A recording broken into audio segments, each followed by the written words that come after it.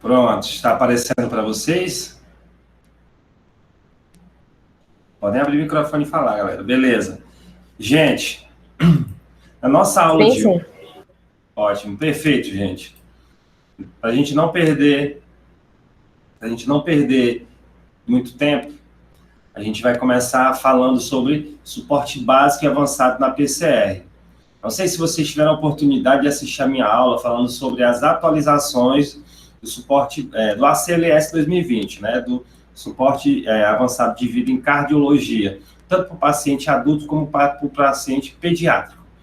Nessas atualizações do paciente adulto, as mudanças elas não foram tão acentuadas, elas não foram tão grandes como a gente percebeu para o paciente pediátrico. Por quê? Porque existiam alguns pontos que antes eles não eram abordados dentro do suporte avançado de vida em cardiologia pediátrica. E aí são essas mudanças que são importantes para que a gente possa estar antenado com o que tem de mais atual quando a gente fala de PCR paciente pediátrico, tá?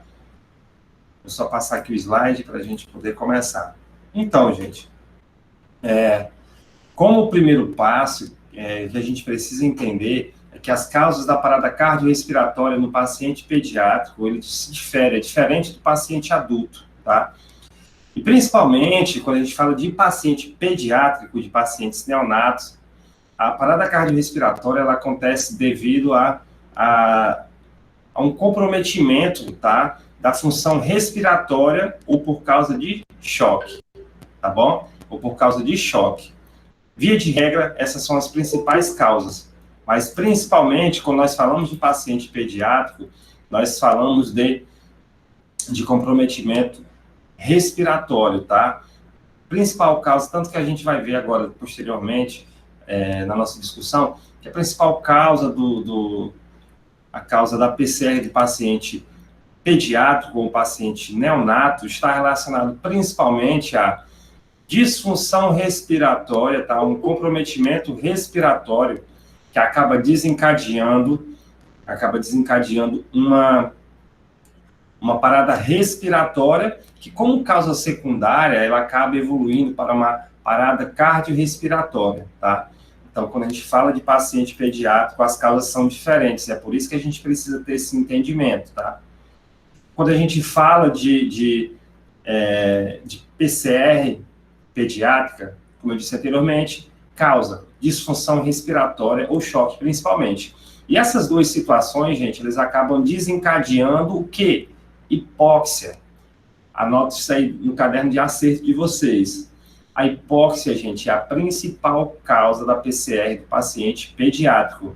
Mas só isso, professor? Não. Por consequência da hipóxia, a gente também vai observar uma acidose, tanto de natureza metabólica como de natureza também respiratória nesse paciente, o que vai acabar produzindo o que, professor?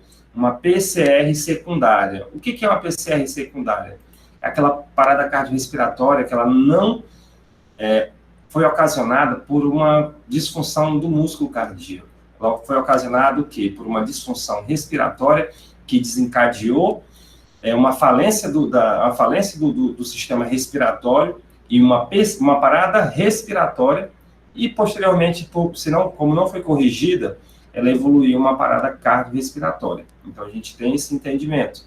PCR de paciente pediátrico, meu filho, sem medo de errar, principal causa são causas respiratórias e choque, porque desencadeia principalmente hipóxia, que é a causa principal da nossa PCR desse tipo de paciente, tá? Professor, mas vamos lá. Quando a gente fala de paciente pediátrico, a gente tem as ditas causas, né, do paciente, da PCR do paciente pediátrico. A gente tem umas causas que a gente vai ver mais à frente que são bastante semelhantes às causas que são ocasionadas no adulto. Um outro ponto que é bastante importante que a gente vai falar hoje, gente, que teve essa atualização lá dentro das atualizações da American Heart, né, da Associação Americana do Coração, foi que pela primeira vez A American Heart, ela descreveu para fins de classificação do nosso paciente pediátrico e neonato as chamadas faixas etárias, tá? Para o atendimento dos pacientes pediátricos em situações de emergência. E eles classificam esses pacientes, tá? Esses pacientes de acordo com a faixa etária. Neonato é o paciente até 28 dias, tá? Não difere do que a gente já vê na literatura. Nós temos também o paciente lactente, que é o paciente que tem ali de 29 dias a 1 ano, beleza? Uma dica, gente. Se tem número, cai em prova. Então, eu recomendo, eu oriento vocês, todos os números que eu tenho, que eu vou falar aqui com vocês, depois vocês vão ver no material de apoio, esses números vocês têm que ter ele, ó, aqui na mente. Por quê, professor? Se tem número, cai em prova. A CESP, principalmente as bancas mais difíceis, elas adoram, gente, elas adoram colocar números. Por quê? Porque são fáceis de ser confundidos, tá? Não são fáceis de ser confundidos. Então, essa classificação, essa definição das faixas etárias conforme a gente está descrevendo aqui para você, ela com certeza vai cair. Então, lactentes de 1 mês, né, 29 dias, na verdade, até 1 ano. A criança de colo, aqui a gente já começa a ver um pouquinho de diferença. Isso vocês podem encontrar nas provas e eu tenho certeza que vocês não vão errar. A nossa criança de colo, ela é classificada de 1 ano, tá, a 2 anos. A criança pré-escolar de 3 a 5 anos, a criança escolar de 6 a 12 anos e os adolescentes, conforme a faixa etária para atendimento de emergências da Associação Americana do Coração, ele é classificado entre 13 e 19 anos. Porém, gente, quando nós falamos de protocolos de atendimento ao paciente pediátrico, que a gente está acostumado aqui na nossa vivência clínica, e até mesmo os próprios protocolos de emergências pediátricas brasileiras, elas classificam o paciente adolescente, né, dentro da classificação ali da pediatria, no máximo até 15 anos, beleza? Então, 15 anos é o nosso limite para o paciente pediátrico, isso nos nossos protocolos. Mas, se lá na prova, professor, como é que isso pode me ser cobrado? Vai ser cobrado da seguinte forma, gente, lembra do que a pergunta está te fazendo. Ela está perguntando conforme as recomendações, ou conforme os novos protocolos de classificação de faixas etárias pediátricas da Associação Americana do Coração, da American Heart Association, o paciente lactente é classificado como? E aí você vai utilizar essa classificação. E é isso que a gente tem que levar em conta, tá? É isso que a gente tem que levar em conta para a gente poder não acabar se confundindo e acabar perdendo aquela questão porque a gente não deu o que a questão estava pedindo. Então, se for conforme os protocolos do Ministério da Saúde, data limite para classificação do paciente pediátrico são 15 anos. E diferentemente aí do que a gente viu nos protocolos da Associação Americana, que são até 19 anos, beleza? 13 a 19 anos. Tranquilo, galera? Vamos passar para o próximo. Gente, antes da gente falar sobre a parada cardiorrespiratória do paciente pediátrico, falar sobre o que mudou, o que tem de novo, o que a gente precisa saber, que são os pontos mais importantes, a gente precisa lembrar de alguns pontos que são bastante importantes também, tá? Que são sobre as causas da PCR do paciente pediátrico. Na verdade, assim, houve uma mudançazinha que eu acredito que talvez possa estar sendo cobrada aí nessas próximas provas, tá? Vocês devem lembrar das famosas causas reversíveis da parada cardiorrespiratória, que são os famosos 5H e 5T do paciente adulto, tá? O que a gente tem? A gente tem primeiro H, hipovolemia, a hipóxia, que é a principal causa do paciente pediátrico e também neonato. Nós temos o hidrogênio, no caso, a acidose, beleza? Nós temos a hipo e a hiper calemia, que são distúrbios de potássio, tanto em excesso como também em níveis baixos no plasma, ele pode desencadear também uma PCR. A gente tem a hipotermia. Isso são os 5 que nós observamos no nosso paciente adulto. Quando nós falamos do paciente pediátrico, nós temos um 6º H, que é a hipoglicemia, que também não é tão comum no paciente adulto como é no paciente pediátrico, beleza? Nós temos os 5 T's, tá? Que não diferem do paciente adulto. A gente tem a tensão sobre o tórax ou pneumotórax, tá?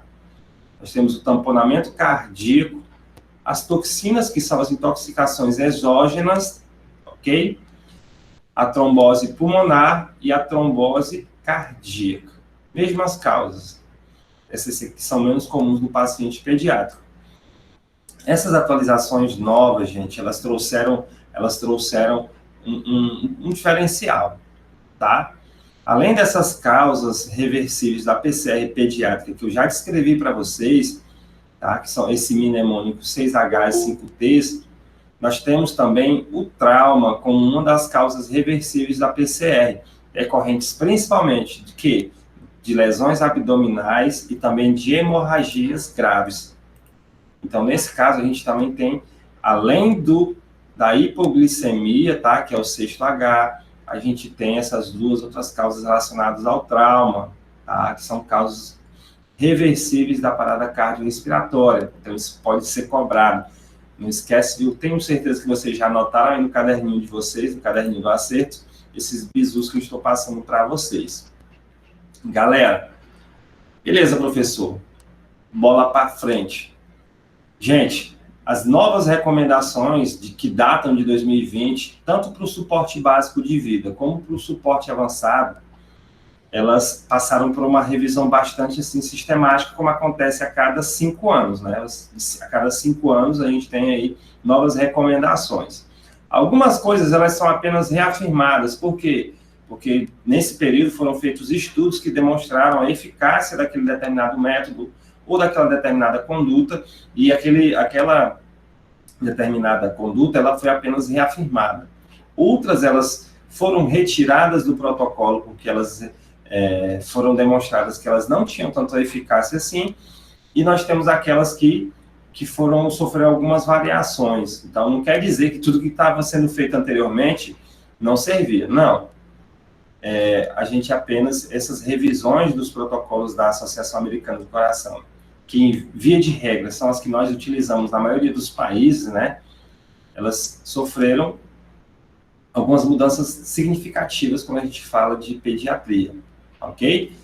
A principal mudança que a gente viu, gente, nessas novas atualizações do ACLS 2020, foi o quê? Foi a inserção de alguns algoritmos, tá? Professor, o que são esses algoritmos? São recursos visuais, como vocês estão vendo aí, uma cadeia de sobrevivência, que são recursos visuais que servem para auxiliar no desenvolvimento da aprendizagem, gente, tanto de socorristas leigos como de socorristas profissionais da saúde. Essas imagens, essas figuras, elas servem para quê? Para maximizar o aprendizado do socorrista, para que ele lembre de quando ele estiver atuando numa situação de parada cardiorrespiratória, ele saiba qual é o passo a passo, tá? Qual é o passo a passo, tanto no suporte básico como no suporte avançado. Essas novas alterações, ela incluem, gente, principalmente a inclusão de novos algoritmos e o aprimoramento de algoritmos já existentes, tá? Além da criação de alguns recursos visuais que vão orientar, tá? Todos os cenários possíveis, tanto no suporte básico como no suporte avançado. Aí nessa figura que vocês observam, a gente tem o que a gente chama de cadeia de sobrevivência pediátrica da PCR. A gente tem a cadeia de sobrevivência da PCR intra-hospitalar, e a gente tem a cadeia de sobrevivência da PCR extra-hospitalar, tá? Ambas pediátricas. Professor, qual foi a principal novidade em relação à cadeia de sobrevivência? Além de um processo de reformulação que nós vamos esmiuçar na aula de hoje, gente, nós também vamos falar um ponto primordial, que é o quê? Que foi a criação da cadeia de sobrevivência do extra-hospitalar. Anteriormente, gente, nós não tínhamos a cadeia de sobrevivência no extra-hospitalar, não. A gente só tinha no intra-hospitalar. Então, esse é um bizu que vocês já anotem. Então, ó, primeiro ponto em relação à cadeia de sobrevivência, criação da cadeia de sobrevivência da parada cardiorrespiratória extra-hospitalar do nosso paciente pediátrico. Beleza? Mas, professor, o que é essa cadeia de sobrevivência? Gente, a cadeia de sobrevivência ela nada mais é do que a representação simbólica do conjunto de procedimentos que vão permitir intervir junto ao paciente pediátrico que esteja em parada cardiorrespiratória, tá? E esses procedimentos, eles acabam se sucedendo de forma articulada, tá? E desencadeada em sequência, como vocês podem ver aí. Então, cada procedimento, ele está diretamente relacionado ao procedimento anterior realizado. Então, ele tem que ser feito numa sequência lógica, como está demonstrado aí, certo? De modo genérico, essa cadeia de sobrevivência, ela tem 6 elos. Outro bizu para vocês. Professor, antes eu lembro que a cadeia de sobrevivência, não só do paciente pediátrico, mas também do adulto, ela tinha 5 elos. Pois é, porque a partir de agora, de 2020, nós tivemos a inclusão de um 6º elo, que é o elo final da cadeia de sobrevivência, que é o elo de recuperação. Esse é um elo que a gente vai falar assim, de forma mais aprofundada, tá? Não se preocupem não, mas anotem mais essa dica para vocês. A gente teve a inclusão do 6º elo da cadeia de sobrevivência, tá? Beleza, professor. Mas o que foi reformulado nessa cadeia de sobrevivência que você disse que, além da criação, a gente teve o aprimoramento, né, de alguns algoritmos. Beleza, professor, mas e aí, quais foram?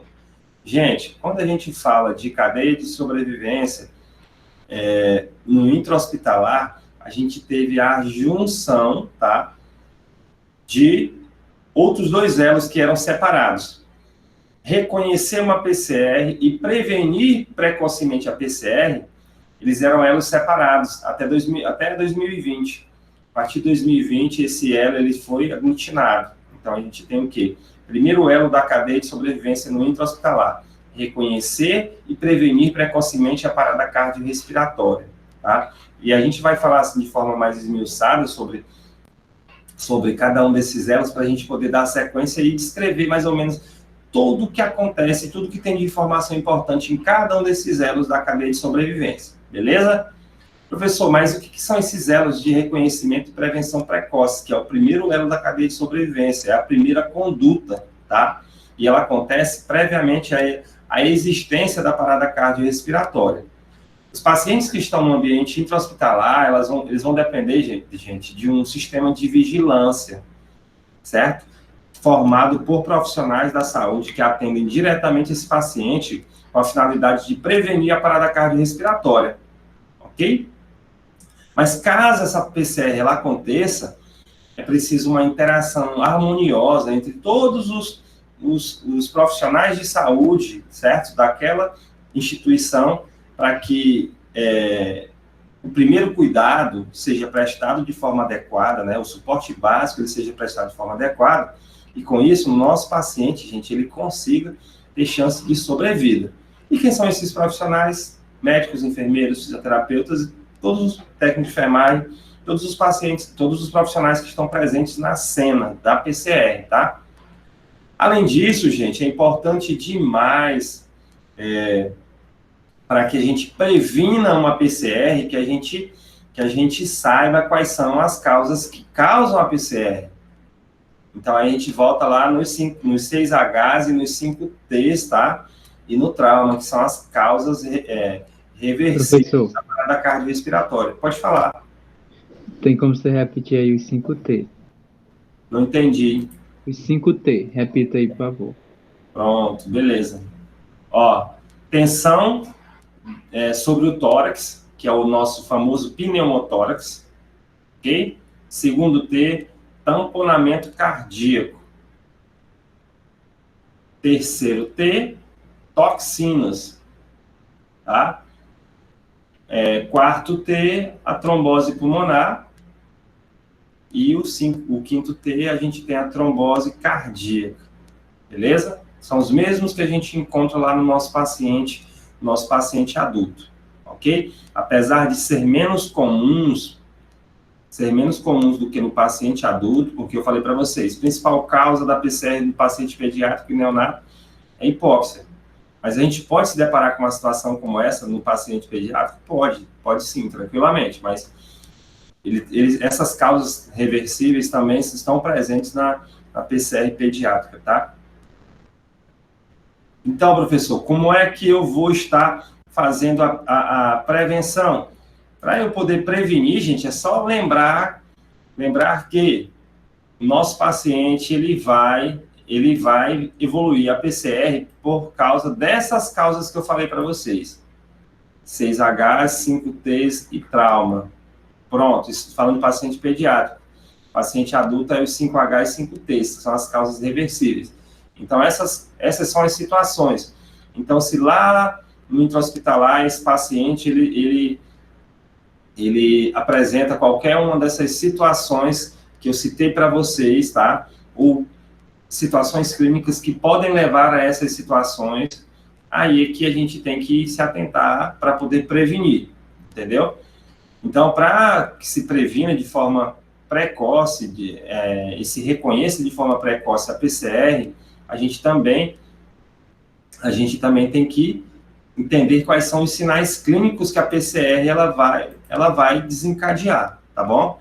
E quando a gente fala de sinais clínicos da PCR, a gente fala também,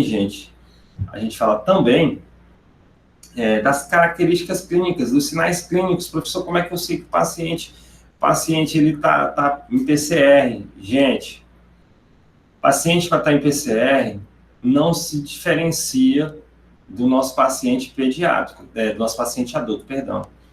Os sinais clínicos da PCR, elas são universais. O primeiro sinal clínico da PCR, a gente vai observar, gente, é a ausência de responsividade. Então, meu paciente ele vai estar inconsciente. Então, qual o bizu? Professor, eu posso encontrar só ausência de responsividade, inconsciência, ausência de resposta. Diversos sinônimos podem ser utilizados para perguntar a mesma coisa. Então, a gente pode encontrar aí nas provas o paciente apresentar ausência de responsividade, irresponsividade, inconsciência. Então, diversos são sinônimos que eu posso encontrar do primeiro sinal clínico da PCR. Além disso, gente, o nosso paciente, ele não respira. Então, a ausência de movimentos respiratórios, esse paciente vai apresentar apneia, tá? Ele vai apresentar apneia.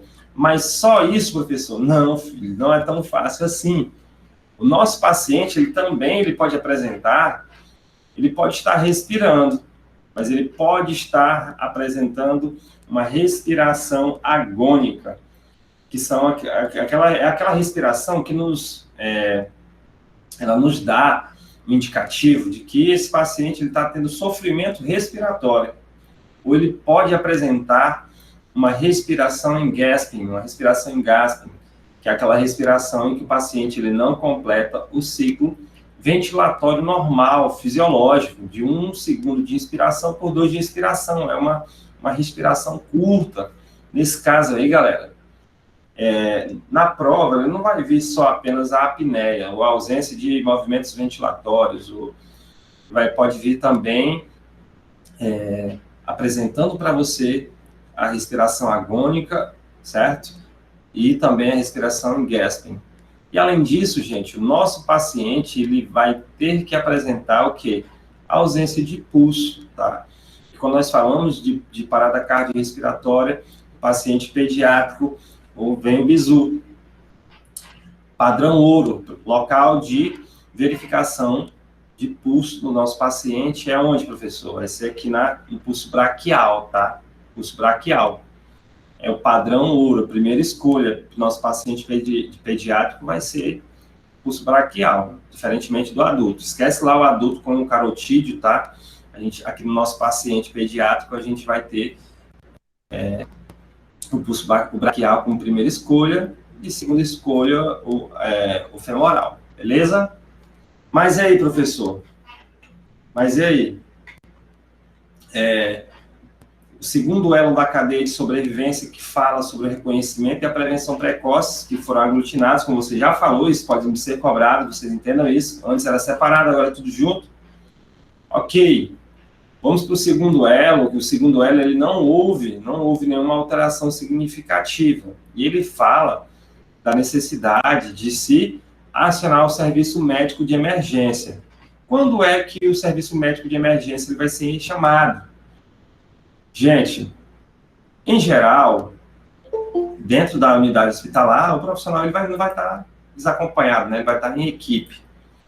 Então, o serviço médico de emergência que trata essa cadeia de sobrevivência intra-hospitalar, ela determina, na verdade, que caso verificada uma parada cardiorrespiratória, se tiver mais de um profissional na cena, né, um vai iniciar a reanimação cardiopulmonar e esse segundo ele vai fazer o quê? Ele vai ativar, né, vai estar acionando o serviço médico de emergência para que esse paciente ele tenha uma chance maior de sobrevida, certo?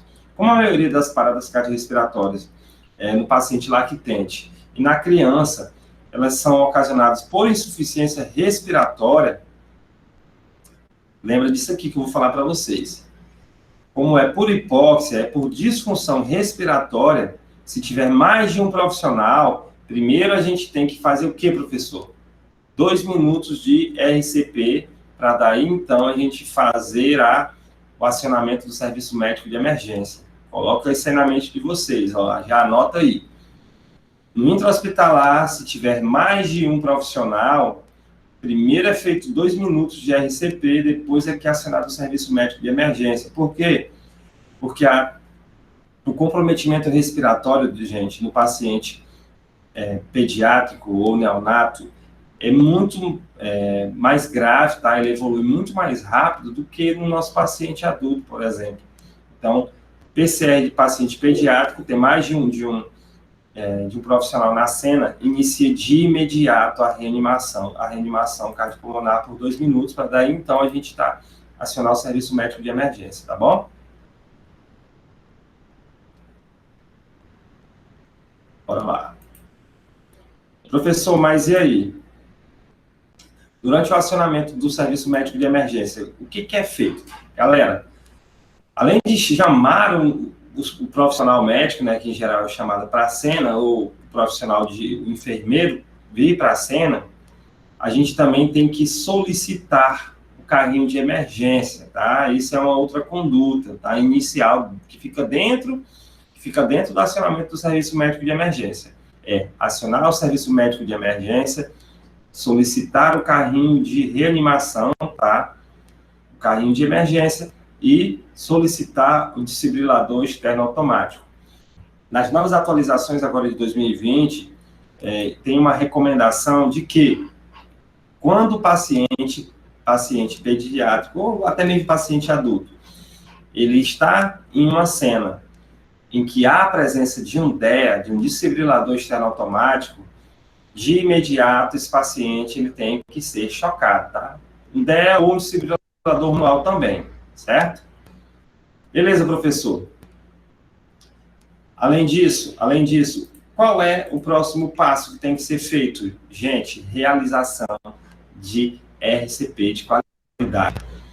Não houve nenhuma mudança significativa em relação às manobras de reanimação cardiopulmonar em comparação com as descrições anteriores, tá? Que eram descritas nos protocolos da Associação Americana do Coração. Quando nós falamos de reanimação cardiopulmonar, o que a gente tem que lembrar? A gente tem que lembrar que a gente vai seguir aquilo que já era descrito anteriormente. Professor, mas qual é a sequência, professor, da reanimação cardiopulmonar? como a gente fala de pacientes pediátricos em geral, o nosso paciente pediátrico, ele tem mais uma suscetibilidade maior à falha, certo? Do sistema cardiovascular. Essa reanimação ela tem que acontecer de forma muito mais rápida, ok? Lembrando a sequência de compressões, abertura de vias aéreas e ventilações artificiais ou respiração.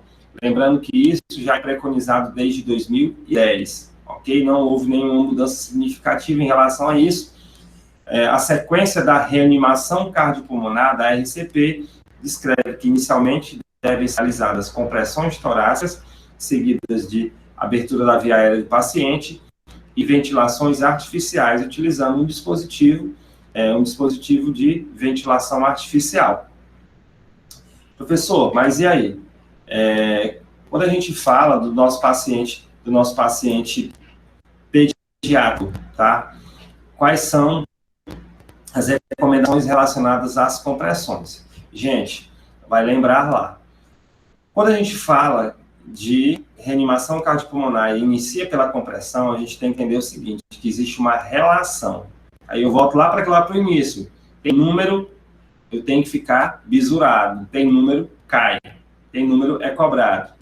Então, a relação compressão-ventilação, tá? Do nosso paciente pediátrico, ela é diferente, tá? Então, crianças, pacientes pediátricos, nós realizamos da seguinte forma.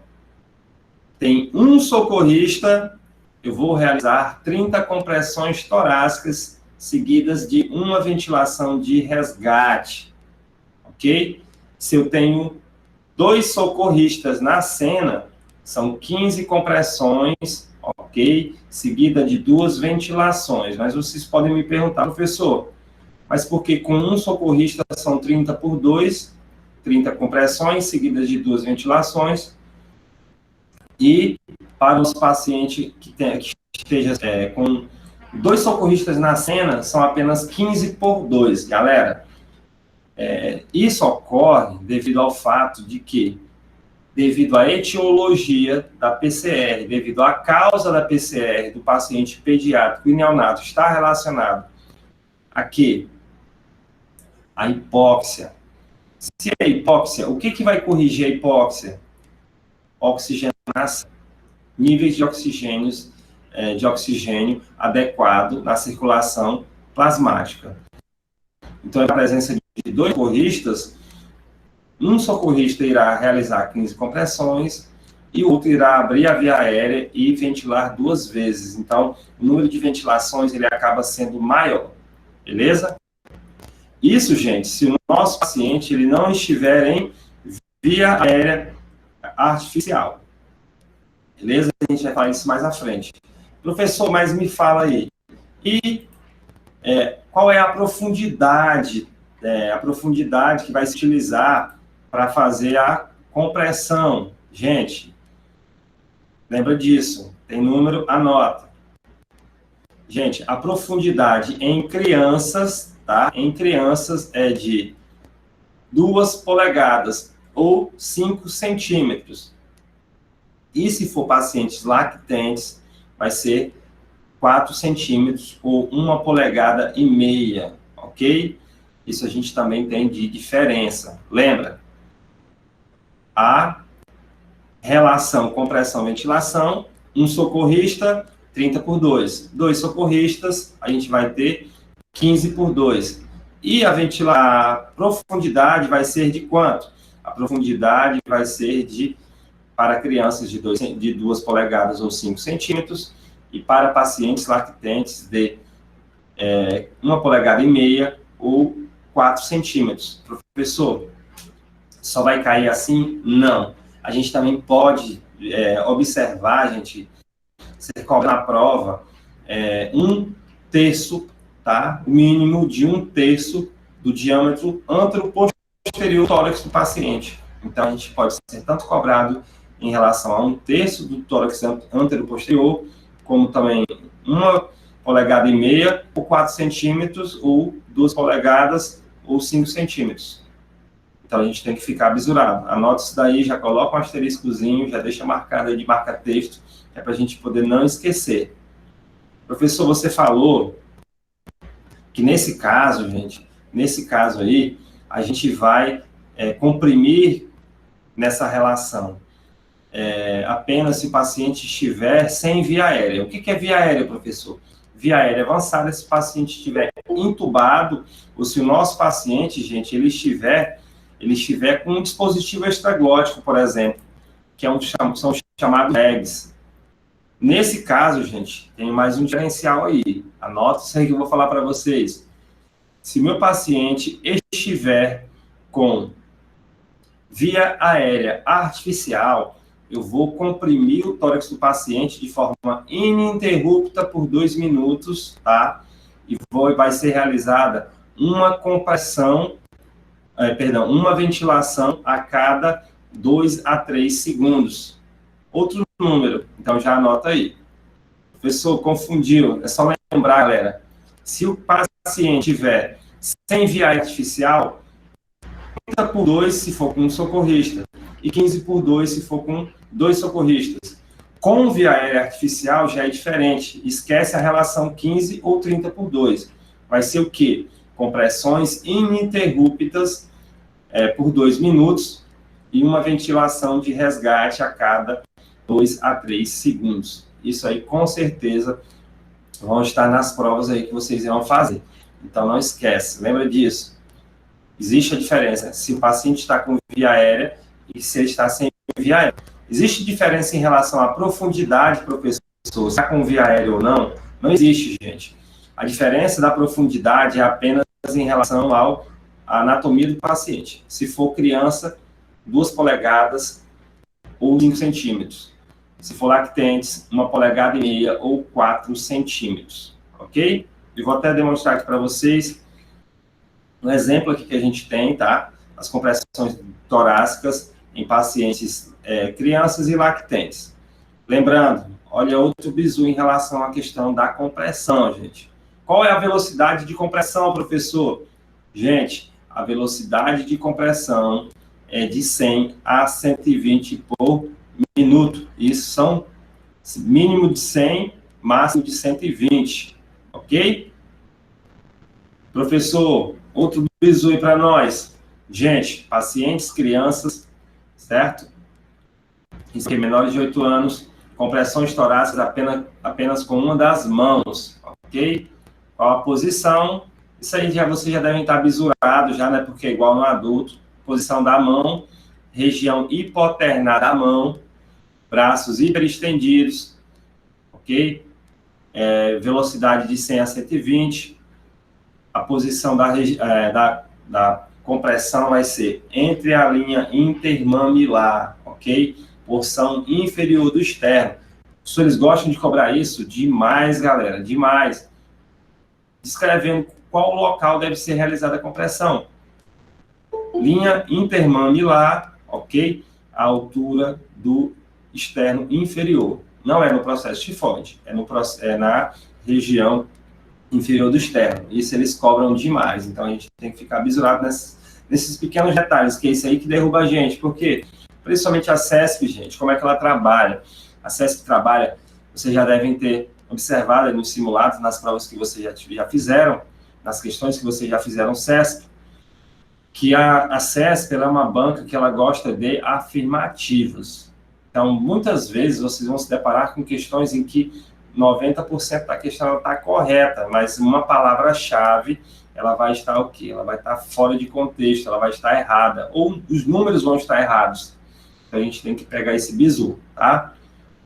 Então, a compressão ela é feita com as mãos, tá? Na região hipoternar, porém, nos pacientes lactentes é diferente, tá? É diferente, como vocês podem observar. É feito com apenas os dedos. Se for com um socorrista, ó, a compressão torácica de lactentes, que é essa da figura 4 que está aí na imagem para vocês, ela é feita com o dedo indicador e médio.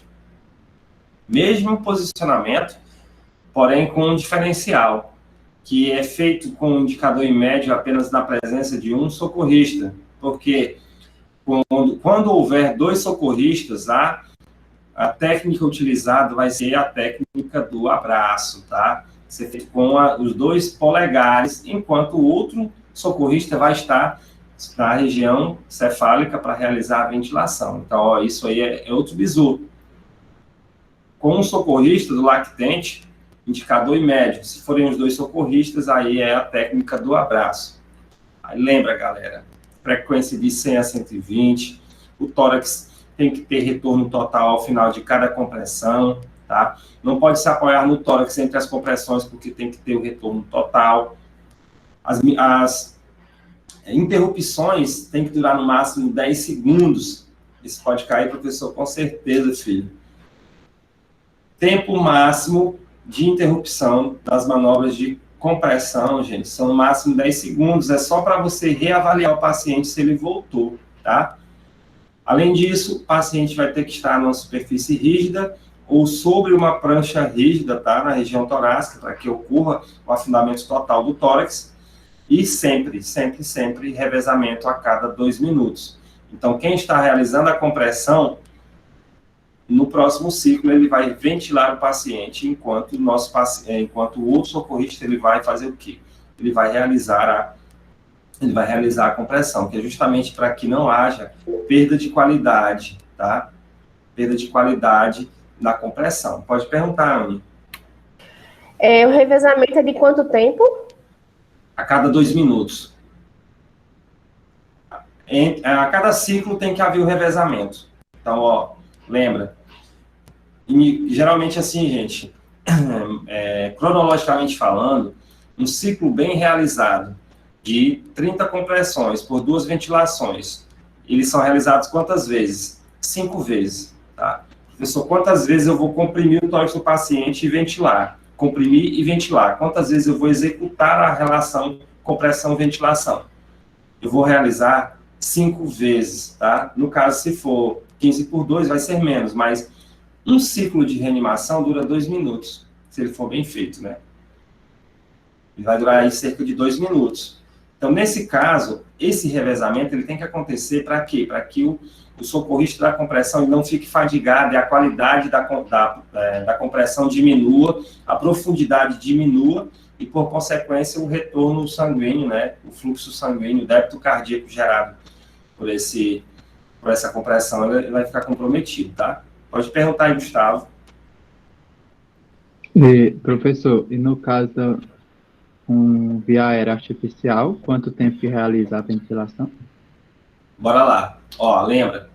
Professor, o paciente está entubado, está com um dispositivo extraglótico, tem via aérea artificial. Eu vou comprimir sem parar por 2 minutos.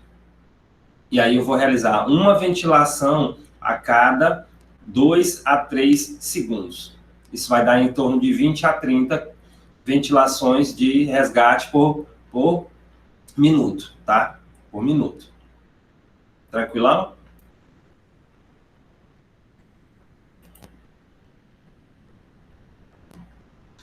Gente, para a gente dar sequência, a gente vai falar sobre o segundo passo.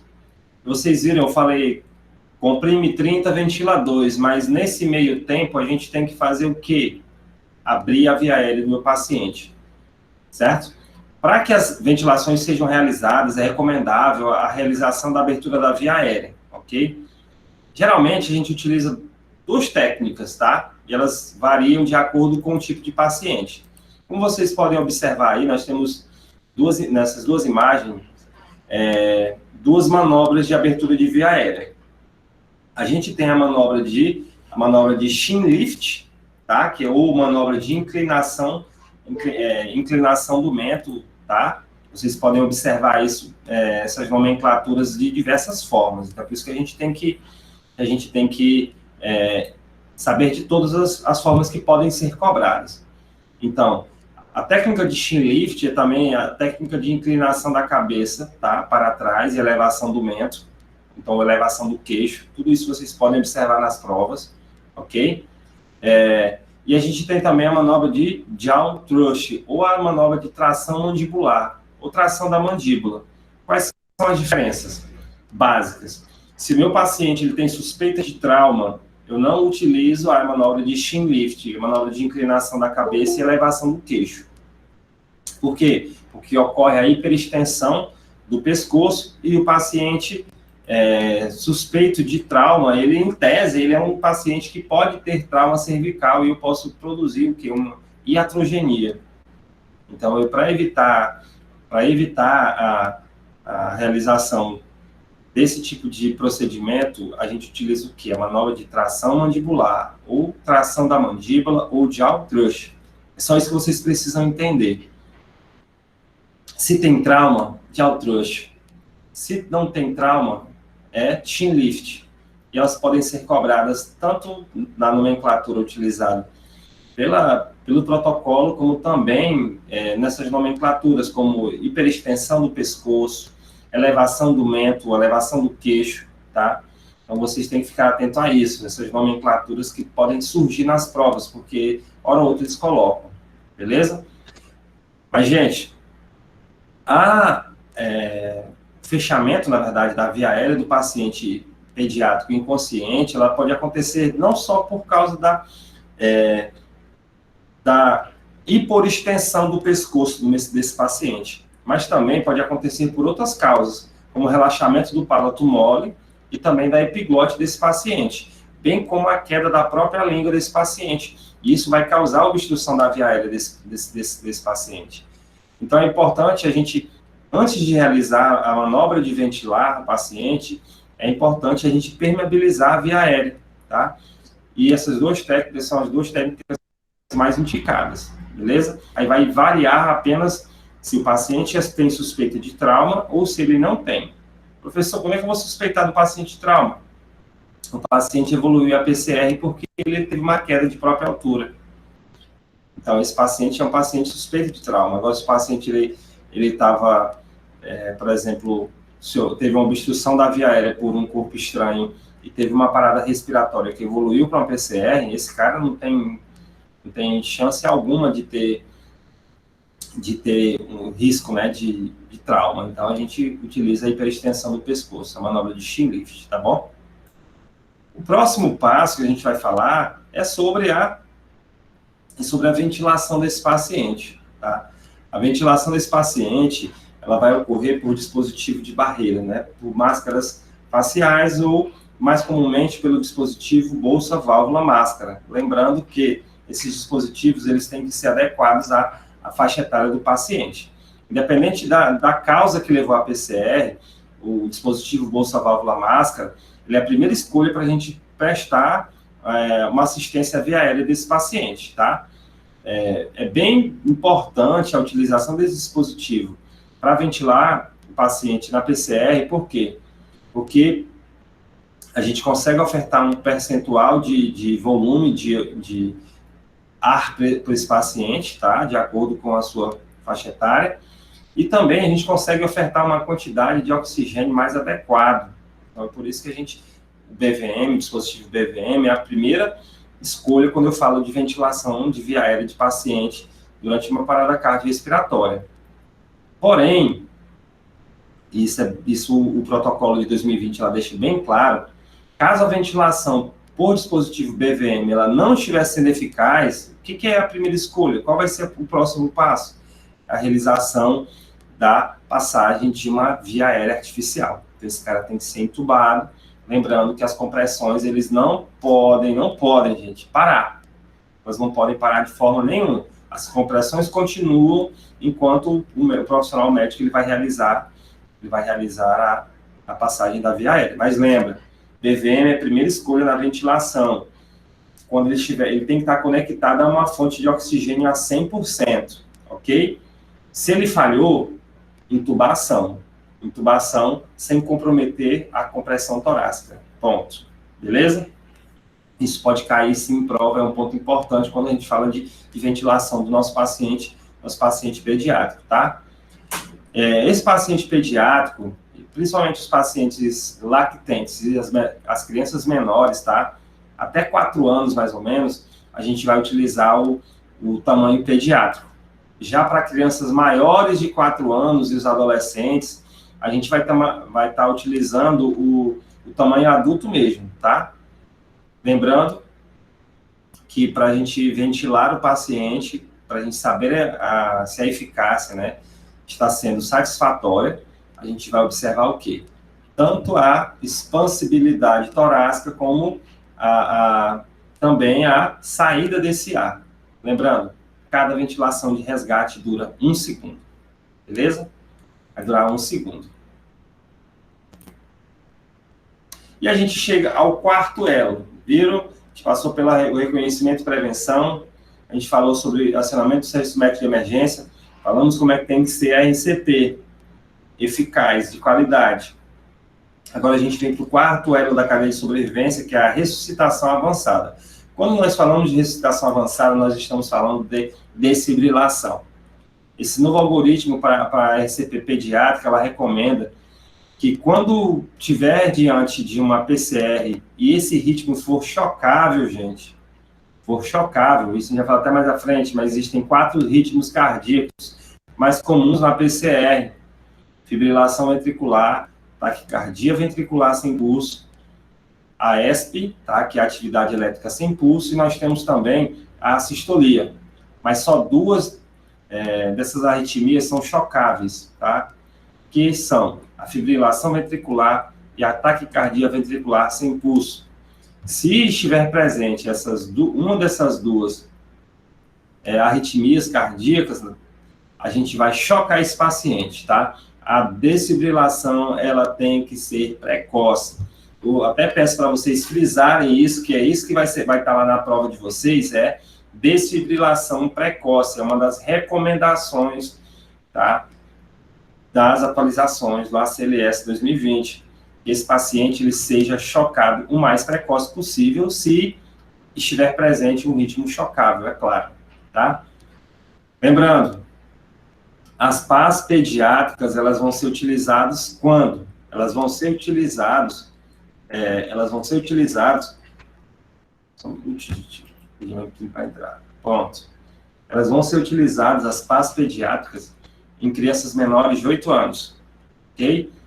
Criança menor de 8 anos, lactentes, ou crianças com menos de 25 quilos. Então, de 8 anos para baixo, PA pediátrica. 8 anos para cima, os adolescentes com as PAs adultos, beleza? Professor, mas e aí? Você falou sobre os ritmos cardíacos chocáveis. Aqui na imagem, como vocês podem observar, a gente tem, vou colocar só a minha canetinha aqui, a gente tem 4 ritmos mais comuns na parada cardiorrespiratória, tá? Sendo que a fibrilação ventricular, tá? Que é a famosa FV,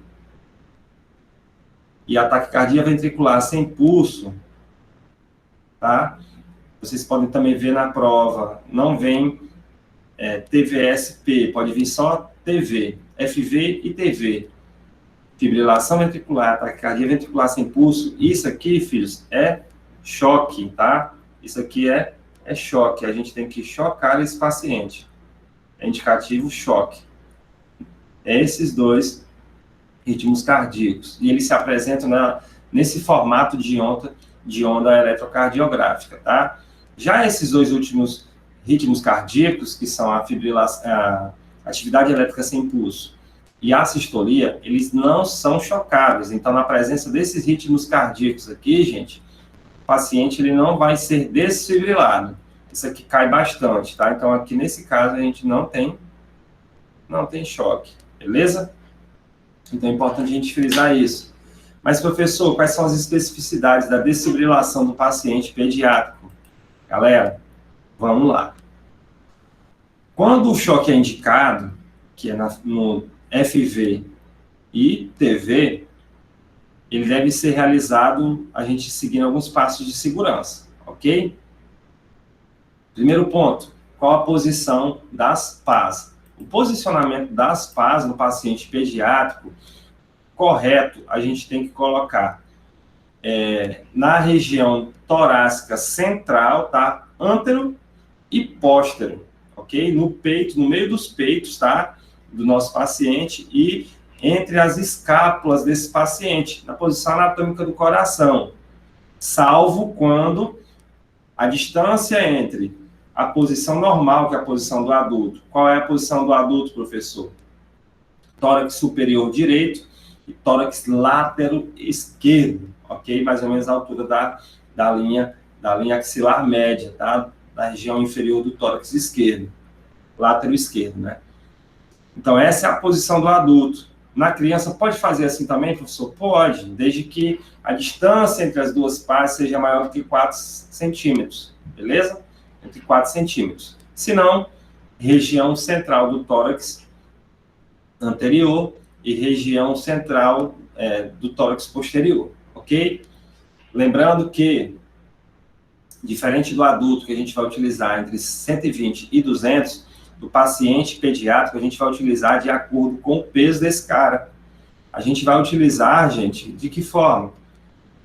2 joules por quilo de peso do paciente no primeiro choque, 4 joules por quilo de peso do meu paciente no segundo choque, e nos próximos choques eu posso aumentar, desde que não ultrapasse 10 joules ou a dose do adulto, que são 200 joules. Beleza? Para os desfibriladores bifásicos, na verdade, né?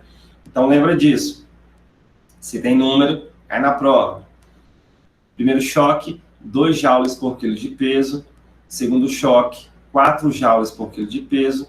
A partir daí, né, os choques posteriores maiores do que 4, não ultrapassando 10. Ou não ultrapassando a dose, né, a voltagem aplicável ao paciente adulto. Beleza?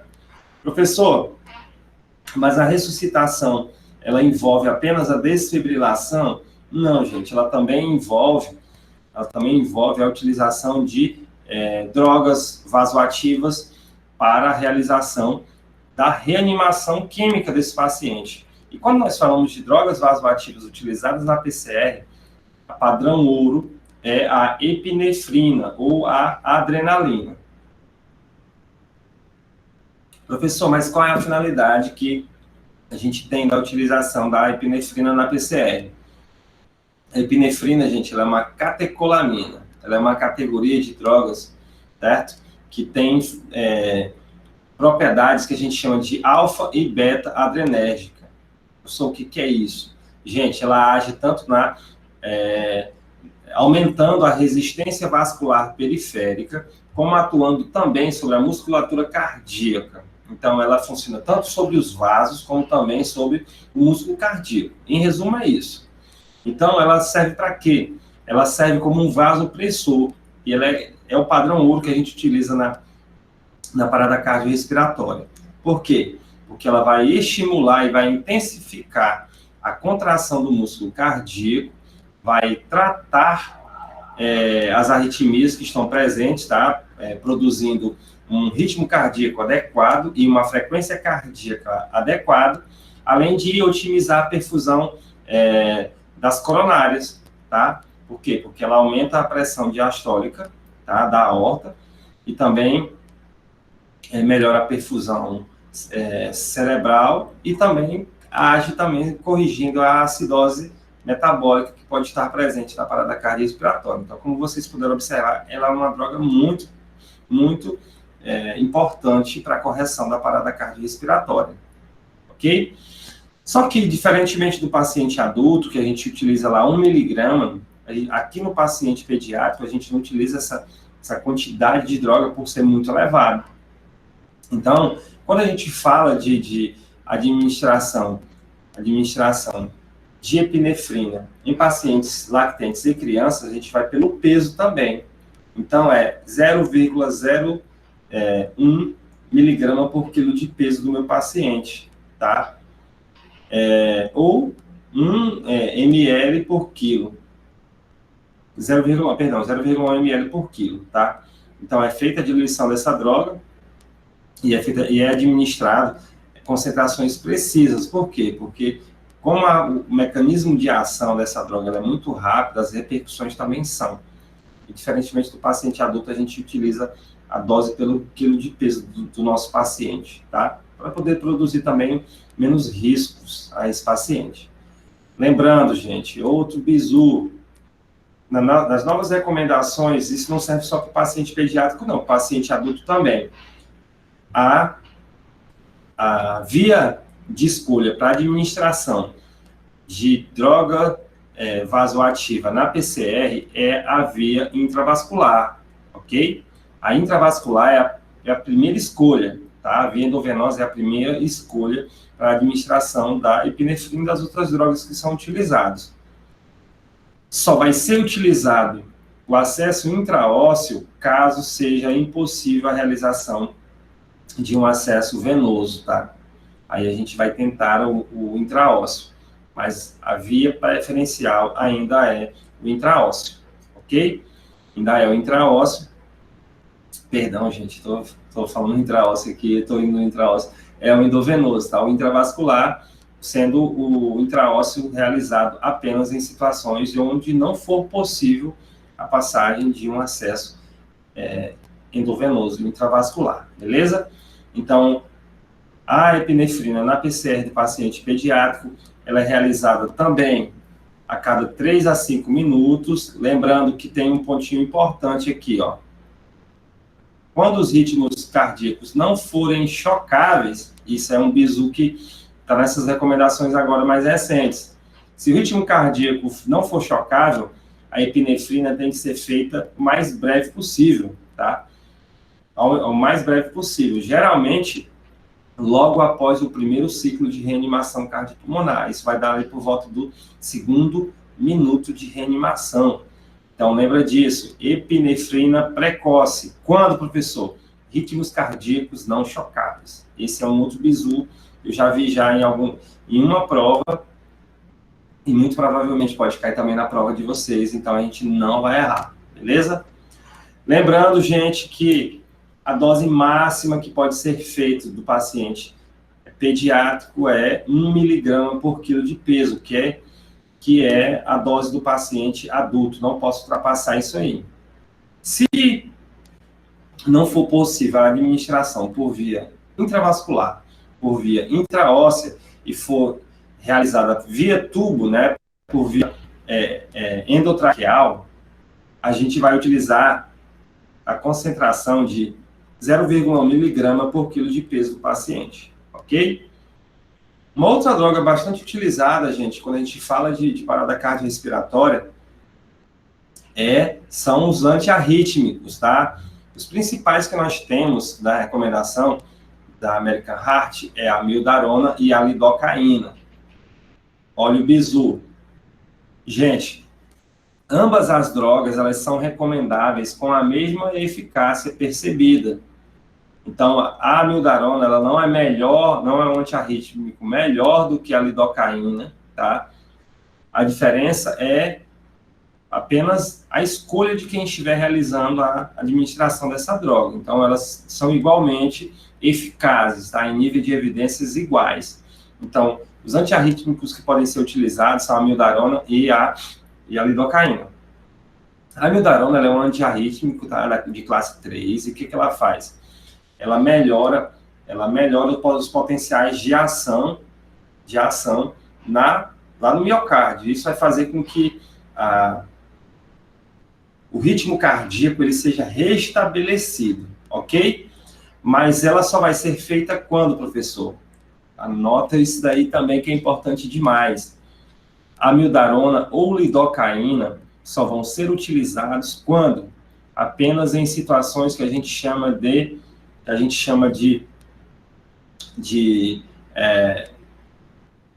ai, gente, perdão, me deu um branco aqui. A gente chama, gente, me deu um branco. Ah, tá, gente, bora lá. Vamos recapitular aqui o entendimento, eu vou voltar.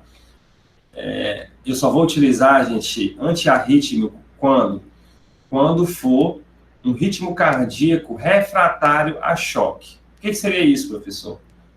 Quando, mesmo após a administração da droga vasoativa, no caso de primeira escolha, que é a adrenalina, não houver eficácia, o paciente ele foi chocado, tá? Ele recebeu um choque, e mesmo assim não voltou, né? Não retornou ao ritmo cardíaco normal, esse paciente ele pode receber a amiodarona ou a lidocaína, ok? Então, a gente só faz isso quando na presença de ritmos cardíacos refratários a choque. Ritmos cardíacos chocáveis refratários a choque. Seria o quê? Mesmo depois do paciente apresentar fibrilação ventricular e taquicardia ventricular sem pulso e receber um choque, a arritmia persistir. Nesses casos aí, gente, o paciente ele pode receber amiodarona ou lidocaína. Porém, nos nossos pacientes pediátricos, não é muito comum a gente perceber. Por quê? Porque quando a gente fala de ritmos cardíacos não chocáveis, esses são os que mais estão presentes na PCR do paciente pediátrico e neonato. Então, por quê? Porque a hipóxia, ela geralmente, assim, ela acaba proporcionando ritmos cardíacos não chocáveis. Então, é por isso que não vai ser tão comum.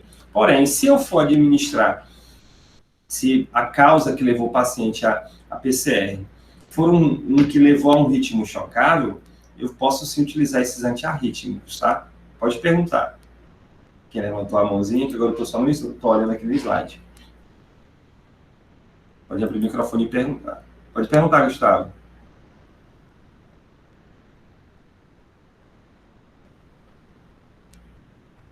Apertei sem querer. Ah, tá, não, beleza. Então, só recapitular, gente, porque me deu um branco e eu acabei atrapalhando o entendimento de vocês. Quando eu uso um antiarrítmico, seja amiodarona ou lidocaína, apenas em situações de arritmias refratárias a choque. Quer dizer o quê? Aqueles ritmos cardíacos que são chocáveis, foram chocados e mesmo assim não corrigiram. O choque não corrigiu a PCR, a arritmia que o paciente está apresentando. Aí sim é recomendável a utilização da lidocaína ou da amiodarona, ok? Professor, qual é a dose usual da amiodarona dos pacientes pediátricos? Gente, a dose usual em crianças, em PCR, ok? É de 5 miligramas por quilo de peso. E isso é feito em bolos. Isso a gente chama de dose de ataque. Isso pode ser repetido em um total máximo de 3 doses, não ultrapassando a dose máxima de 300 miligramas, ok? Nas atualizações de 2020, tá? Isso é novo, a lidocaína, que a lidocaína ela não era recomendada, era só a amiodarona. E nessas atualizações de 2020, o uso da lidocaína ele foi reafirmado, tá? Ele, como tendo a mesma eficácia que a amiodarona nas PCRs refratárias ao choque. Sendo que a sua dose usual utilizada, gente, vai ser de quanto? Vai ser de 1 miligrama por quilo de peso, por via intravascular ou intraóssea, beleza? Diferentemente da epinefrina, a gente não faz essas drogas por via, a gente não faz essas doses por via endotraqueal, que as concentrações ficam muito baixas. Aí a gente chega no quinto elo da cadeia de sobrevivência, que fala sobre os cuidados pós-PCR. Nos cuidados pós-PCR, gente, os principais focos, tá? O principal foco do cuidado pós-PCR na pediatria é na oxigenação e ventilação desse paciente e na monitorização hemodinâmica desse paciente.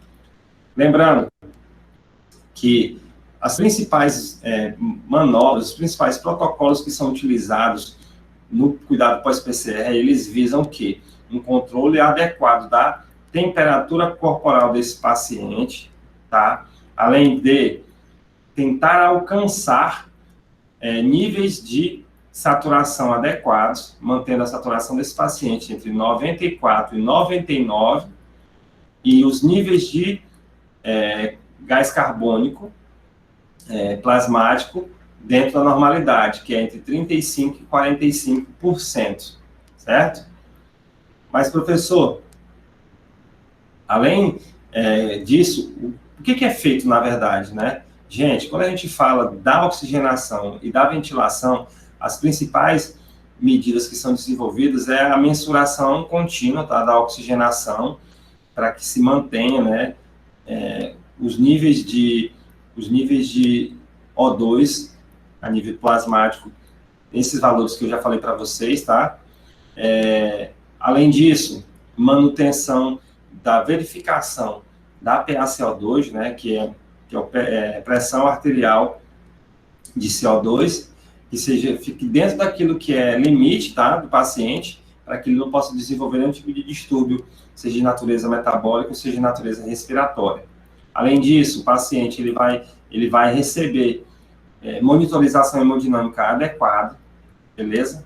Dentro para manter os parâmetros adequados àquilo que é regular para a sua faixa etária, ok? Galera, eles podem cobrar a gente esses valores, as condutas pós-PCR? Não, acredito até mesmo porque é muito específico, a não ser que você vai fazer uma prova específica para a área da emergência ou para a área da terapia intensiva, que eles cobrem dessa forma. O enfoque principal vai ser voltado para descrever quais são as medidas mais importantes, ok? E quando a gente fala de medidas mais importantes, a monitorização hemodinâmica e dos parâmetros ventilatórios, eles aparecem como informações que são bastante importantes. Além disso, e isso eu acredito que seja um dos pontos mais importantes, é o controle direcionado da temperatura. Por quê? Porque o paciente pós-PCR, ele tende à hipotermia. Então, a gente tem que fazer a verificação dessa temperatura do paciente de modo central, ok? Fazendo uma evolução progressiva dessa hipotermia para normothermia, para que esse paciente ele não venha a sofrer nenhum tipo de dano celular ocasionado pelo aumento abrupto da temperatura, tá? Esse aumento da temperatura ele tem que ser direcionado. Além disso, o monitoramento e o tratamento, tá? Do sistema neurológico e a reposição volêmica desse paciente, ok? E tratar as causas que levaram o paciente a parar, gente. Isso tem que ser tratado. Isso tudo é no pós-PCR. A gente chega aqui no último elo da cadeia de sobrevivência, tá? A gente fala sobre a recuperação, e eu falei para vocês lá no começo que a gente iria falar assim, de forma mais direcionada, o que era esse sexto elo que foi inserido agora em 2020, que é o elo de recuperação. Gente, esse elo de recuperação, ele é um elo novo, tá? E ele também, ele está descrito lá com o nosso paciente adulto, ok? E é o quê? O que ele descreve? Ele descreve que é recomendável que esses pacientes que sobreviveram à parada cardiorrespiratória, ele tenham uma avaliação multiprofissional, visando o quê? A sua reabilitação e o tratamento dos prejuízos fisiológicos e neurológicos que esse paciente tem, além dos danos cognitivos que podem ter sido gerados pela parada cardiorrespiratória. E esse cuidado de recuperação ele tem que iniciar lá antes da alta hospitalar e ir até após a alta desse paciente, tá? E não só o paciente ele tem que receber esses cuidados, mas os seus pacientes e os seus cuidadores, baseado principalmente num planejamento de alta, que abranja principalmente recomendações de tratamento médico, de reabilitação, para que esse paciente ele possa retornar às suas atividades de vida diária, tá, e de seu trabalho, para que ele possa voltar a ter uma vida normal, tendo em vista que o processo de recuperação da PCR ele acaba levando muito tempo, tá? Ele vai muito além do que o tempo de hospitalização. Isso é uma realidade bem distante da gente aqui, mas é um elo importante e a gente precisa falar sobre ele, tá? Que é o elo de recuperação. Eu trouxe para vocês aqui o algoritmo de PCR na pediatria, tá? Eu não vou estar descrevendo ele assim de forma esmiuçada, até mesmo porque ele não mudou, tá? O algoritmo ele permanece o mesmo. Entretanto, como vocês podem observar que se o paciente ele está em PCR, existe diferenciação em que se esse paciente ele está num ritmo cardíaco chocável ou não chocável. Por quê? Porque isso vai variar, né, a recomendação. Então, o que esse algoritmo trouxe de novidade, que antes não tinha em 2015? Aí eu falo aqui para vocês de que o choque, tá? A realização do choque, ele tem que ser precoce. Então, após a verificação do ritmo cardíaco através do desfibrilador, e se esse ritmo cardíaco ele for chocável, o choque ele tem que acontecer de forma imediata, beleza? E o segundo ponto importante que mudou aqui no algoritmo e foi inserido foi isso aqui, que é a administração precoce de epinefrina, de adrenalina, em situações de PCR, de ritmos não chocáveis, ok? Não teve ritmo chocável, a adrenalina tem que entrar de imediato, tá? O mais breve possível, o mais precoce possível. As demais recomendações, gente, elas permanecerão as mesmas, tá? Como a presença da utilização dos antiarrítmicos apenas após o segundo choque, nos ritmos cardíacos chocáveis, de planejamento de passagem de uma via aérea artificial quando esse paciente apresentar algum tipo de dificuldade de ventilação pelo BVM e todos aqueles pontos importantes que eu já descrevi para vocês. A única alteração significativa que a gente teve aqui nesse algoritmo foram esses 2 pontos. Beleza? Gente, e aí? Dúvidas até aqui? Tudo tranquilo? Ficou claro? Tranquilão? Ninguém tem dúvidas? Então, essa aula foi uma aula, assim, bem longa. Aí eu quero conversar com vocês, se vocês querem continuar a passar para o próximo tema, ou se vocês querem dar um intervalo, ou se já foi muita informação e vocês querem continuar posteriormente. Vocês aqui mandam, eu estou aqui à disposição. Nosso próximo tema que nós vamos falar vai ser... Só um minutinho aqui, Wolfgang, coloquei na sequência.